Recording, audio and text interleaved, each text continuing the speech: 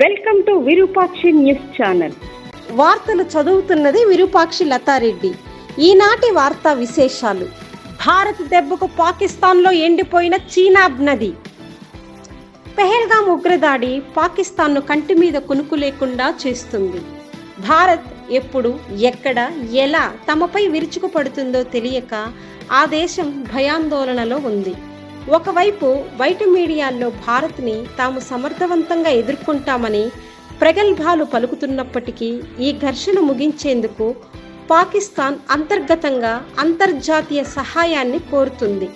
తటస్థ, పారదర్శక విచారణకు తాము సిద్ధంగా ఉన్నామని పాకిస్తాన్ ప్రకటిస్తుంది. 26 మంది అమాయకపు టూరిస్టుల్ని బలి తీసుకున్న పెహల్గాం దాడి తర్వాత భారత్ ఉగ్రవాదంపై మరింత అణచివేత ఉంటుందని చెప్పింది. ఈ దాడిలో పాక్ ఉగ్రవాదులు పాల్గొన్నట్లు, పాక్ ప్రమేయం ఉన్నట్లు స్పష్టంగా తేలింది. దీంతో భారత్ పాక్పై దౌత్య చర్యలు తీసుకుంది. పాకిస్తాన్లో 80% జనాభాకు జీవనాడి అయిన సింధు నదికి సంబంధించి సింధు జలాల ఒప్పందాన్ని రద్దు చేసుకుంది. ఈ చర్యలో పాక్ భయపడుతుంది. దీనిని తాము యుద్ధ చర్యగా భావిస్తామని చెప్పింది. సింధు జలాలను అడ్డుకుంటే భారత్పై దాడి చేస్తామని పాకిస్తాన్ హెచ్చరిస్తుంది. ఇదిలా ఉంటే పాకిస్తాన్కి అసలు దెబ్బ రుచి చూపించింది భారత్. చీనాబ్ నదీ జలాలను భారత్ నిలిపివేయడంతో పాకిస్తాన్లోని సియాల్కోట్ నగరంలో చీనాబ్ నది ఎండిపోయింది. కేవలం 4 రోజుల్లోనే నదిలోని ప్రవాహం కనుమరుగైపోయింది.